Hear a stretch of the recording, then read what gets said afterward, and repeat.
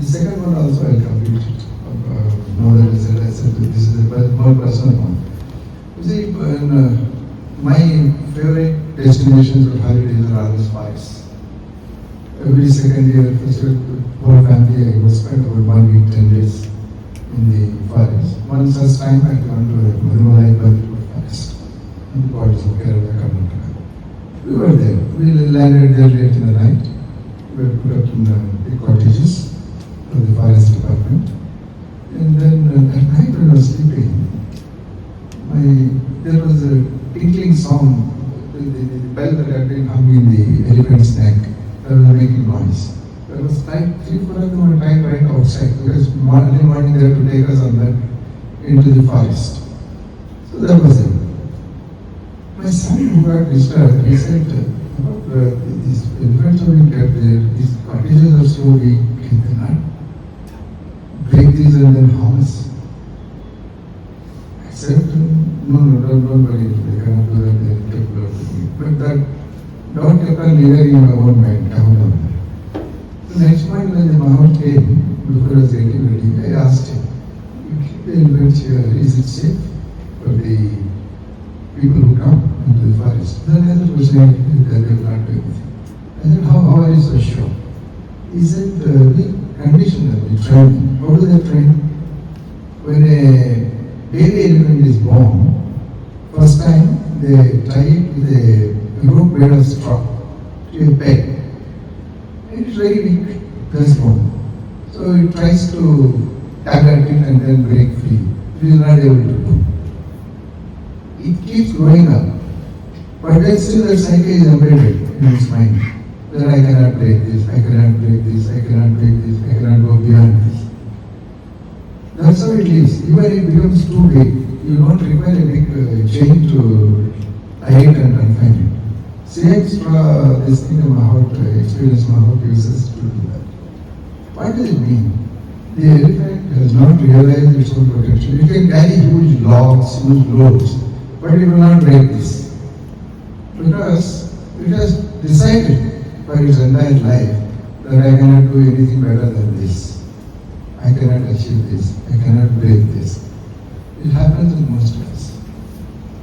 Low achievers most of the times are because of very low setting of goals. Very low setting of goals. So remember this. And then remember another thing. We keep adulating people who succeed among us also. From a civil services reform. Somebody who has got into IAS. Somebody else who has none. We keep thinking he is everything, I have nothing. Life doesn't go that way. If you see with clarity, what is the difference between the success and non-success? It's hardly 2%, 3%. The topper in civil services, nation's topper, and the person who misses first, the difference is hardly about 7-8%. 7-8%. Even we keep thinking that he is the best in the country. And because he is not in the list, he has not made it to the list, we think that he himself is thinking that I am nothing. It doesn't happen that way. 2 examples I'll give from the field of tennis. Federer and Djokovic. Federer is very famously, he had said, I had the good fortune of meeting him when he came to India, spent 20 minutes with him. He told him such a wise thing. It was an eye-opener. You know, during the conversation with that part I will tell you. You know what he told? I have won 80% of my matches.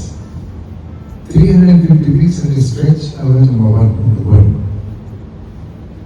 You know what is the percentage of points you won? Only 54. Look at the other way. 54% is what? Every second point almost he has lost. Is it? What is the advantage he had over Israel at mere 4%? He did slightly better than his opponent. We remember Federer. Somebody else will not remember him. So the difference between success and non-success is so little. I said, how did you do that? I always used to tell myself, one of us, he said that I don't compete with the opponent, I compete with myself. Have I done my best? Have I done better than what I can? So that is all the yardstick for me, not what my opponent does. So this competition is within itself. That is one point. The second one, he said, when I think that everything is lost, I can't reach the ball, I can't do that, somehow I strain to put one more ball back on the other side. One more ball back on the other side, probably that will give me that 1%, 2% advantage. That's how I will succeed. So this, you always know that while you admire people who have succeeded, always think there is not much of difference between them and somebody who is still in the process of making or somebody who has not achieved. There is very little difference between this. Djokovic example also is in the Djokovic also was present there in Delhi. All of them had come to play. There is a second man whom I met. Same question. This also was, I follow very passionately tennis and cricket. So I asked him, look, 2004 your rank was 600. In 4 years' time you become world number 1. How did it happen? You know what is it? When I was around 600, I analyzed my game, analysis, clarity. This is what each one of them do. They said, I am getting 41% of my points. That's why I am at 600.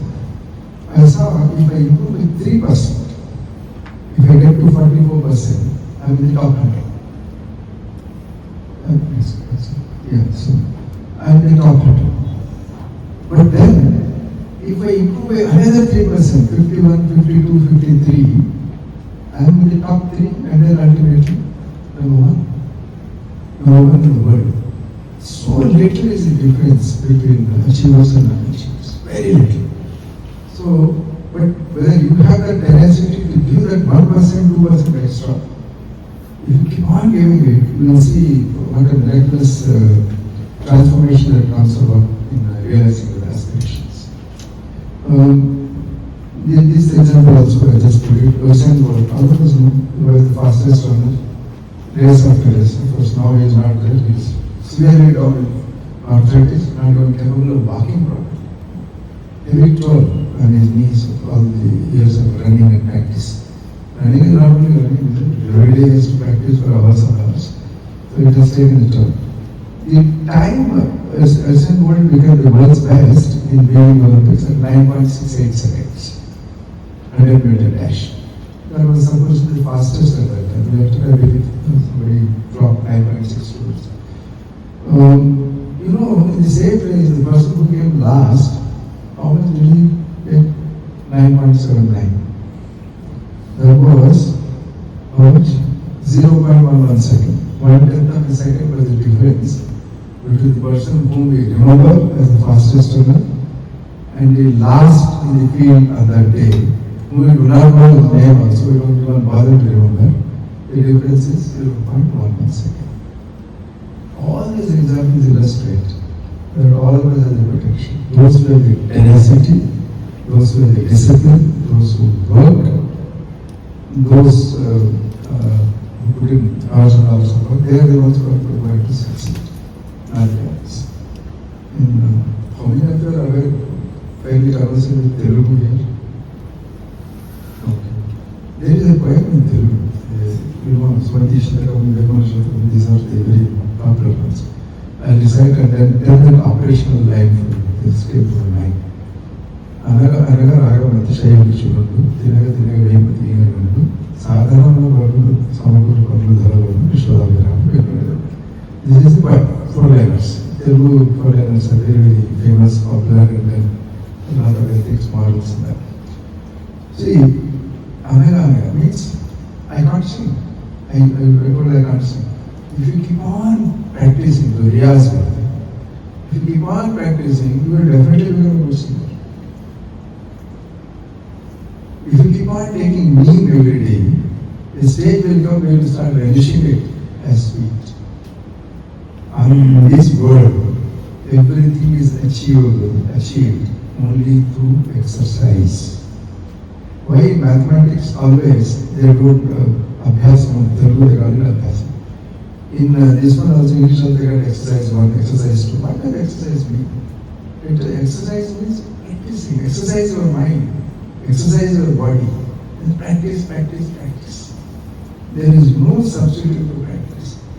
There is a Malcolm Gladwell, another book that he has written, Outliers, Breakers.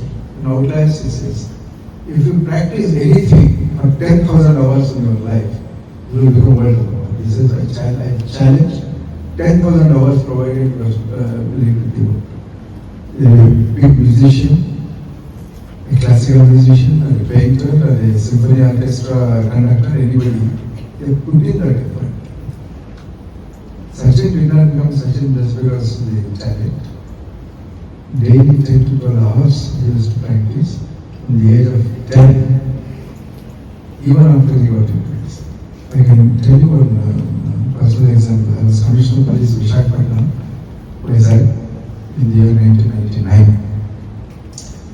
Indian team had come to play against Australia, one day international. Sachin was there, that was the first time I met him. When I went to the hotel room, that where he was staying, I wanted to do. You know what he was doing? That wardrobe mirror, he had put a top on top, put 2 lines exactly coinciding the breadth of the bat, and put a mark down, and then he's swinging the bat. I said, what are you doing? I'm practicing concentration, and then I'm saying, when I swing the bat, whether my foot exactly comes here, and then whether the bat swings between those 2 lines, top of the head, whether my eye, center of my eye is there or not. How many times do you do this? I said, you do 2,000 times. How many times do you do? Whenever I'm free, whenever I don't have anything to do, on a daily basis I do this. This is when Sachin had already become Sachin. He was world number 1 and then everyone was looking up to him. He was doing it. That's why there is no substitute to hard work for anybody, but no substitute to planning, dedication. Remember that. Okay?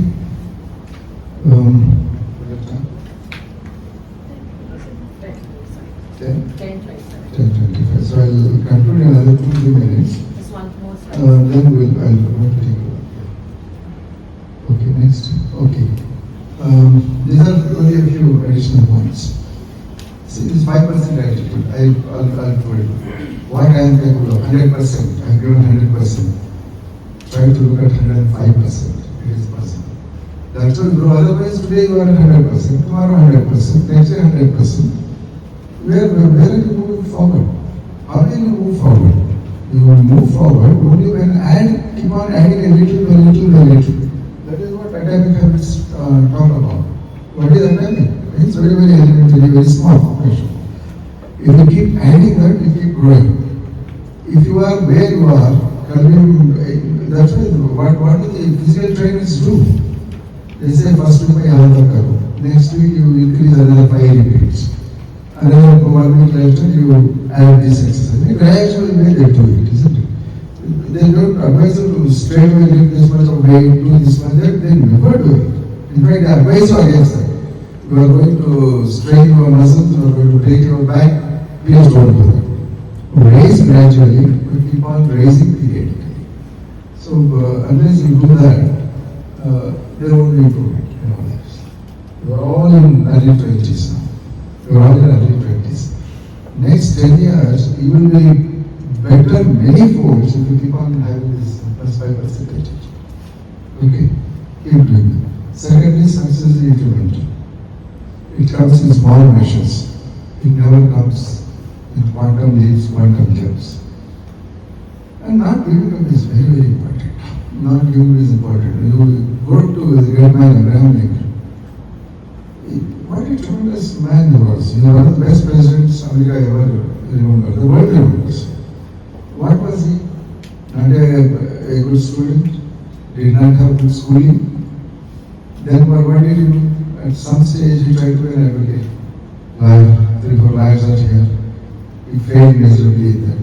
Then he thought for his division of 50 voters, he contested an election, lost. Then he wanted to come stand for the Senate. last. As he was losing, he was raising his goal. There's another picture. Then the next one, state governor, he lost. Some stage he won, but then the stages also when he lost. Then somebody said, keep going down. He said, no, I'm going up, doing my target. Then the vice president, he did not do, of course, he did not target. He said, look, all these things are very small. Probably I'm destined to become president of the United States. He went there and he became that. And what a fabulous president he made. So that's why the confidence comes with work, confidence comes with discipline, dedication. My son, who got into IAS, it's not as if it was easy for him to do that. First attempt, of course, he got some central service. Second also the same thing. Then, when he went away from here, when we were clearing his room, I found a notebook. To psych himself up. At least 500 times he has written at different places. This year I will be the top 20. This year I will be the top 20. This year I will be the top 20. He has repeated a lot of times. This is one way you are trying to inspire yourself, self-inspiration, telling that yes, I will do it. You are 22, little off margin, but then you wrote, I want to be top 20. You are into it. It is close to that. There will always be a gap, remember that. Your goal and what you achieve. So make allowance for that also. You would have seen throughout your life in academic careers, when you think that, okay, I'm going to get 80%. Realistically also, when you assess, you end up getting 70, 75. Never 80, isn't it? Make that small allowance for that particular thing. And then right company and reading. It was the effect of peer group, selecting right copy. Reading is one thing I particularly like. Now that you are coming out of your professions, you want to generally develop. Read. In fact, though all of us get to Kindle, computers, smartphones, still I feel that I also do all that. But then there is no substitute to this. Picking up a book and reading. Because there is the comfort of going back that page, reading in between the lines, waiting for it and doing. These things you cannot do on electronic tablets. And moreover, it's given a strain also on your health and eyes, etc. So read very positive biographies and development books, particularly stories and anecdotes. Because it's that human nature to appreciate stories and learn things with stories like that. How did we start learning from grandparents and teachers? Everything was in the form of a story. So tell yourself these stories and try to do that. The next one. Okay. Before you interact with me, let me just add one thing more and then conclude. Any more stories that go in this place?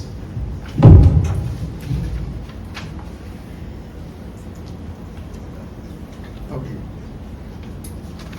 One small thing. Adaptability is very important. Goal, I told you that goal is in a way you are fixing it, at the same time you are having plan B, C, which means you are keeping it flexible. Along with the goal, as you are changing, your strategies also change. How many of you heard of this story that has been adapted, the tortoise hare story, in various manifestations? All of us know the one single version, that is rabbit challenges tortoise to a race, both of them run, and then through alacrity tortoise wins. This is the basic story all of us know. Beyond this, there are 4 versions of this. How many of you know? Just raise the hand. Okay, only one, so I'll repeat for their sake. You see, now what happens? The rabbit has lost the race. Suddenly it woke up. What is this? How can I lose to a tortoise? I have been tremendously stupid and foolish to have happened this. It does not want to give up. It challenges the tortoise to come and have a rematch. So they have a rematch. In this rematch, this time the other team has improved its strategy now. Whatever mistake it committed, it learned from it, and this time it does not commit that mistake. It runs and is not able to tortoise. Now tortoise are thinking, how to win against this rabbit, because it is the basic skill of running fast, it has advantage. What do I do? Then it says, चलो एक बार करते हैं, but this time the course, the race course, you will not decide, I will decide where to run. Wherever you know that you get very complacent and overconfident. Without verifying what that course is, it agrees, ठीक है. Now mysteriously this tortoise what it does, it sets a course in such a way that on land some, then there is a river, finishing line is on the other side of the shore. It does not verify. This one rabbit, overconfidently without knowing what it is in for, it agrees to the race. It runs fast up to the bank. Now it does not know what to do. It is standing there. It does very slowly, he gets into the water, completes the race, and wins it. And now tortoise are thinking, what do I do? How do I win against this? I have to re-strategize and do something else. Then now it starts collaborating. Win-win situation. It's called the tortoise and says, look, you have won the race already. But then it took so much of time for you to complete this. I can't we collaborate? Both of us can win together. Tortoise asks, how? Yeah, I'm fast on land, so I'll carry you on my back. Whether you can carry or not, don't get into logical explanations. I'll carry you right up to the bank. Then you are the one who can go on bathroom. I'll be on your back, on your shell. Take me onto the other side. Tortoise is told, your advantage will be that you will complete the race much faster than what you would have done otherwise. But like this, both of them win. So like this, keep your thought flexible, keep on getting new ideas, new collaborations, so that you can succeed. Life is not always about competition. Competition would be there. Collaboration also is necessary. You take in cricket, for the same slot there are two players. Why? But they are when they are in the middle, they are forced to cooperate with each other. A striker is better, those are non-striker. If they don't cooperate, team is going to lose. One of them is going to get out, isn't it? So they have to collaborate. Competitors also have to collaborate. How much of collaboration, how much of competition? This is very important to say. Okay, I'll stop here. Something else comes to mind.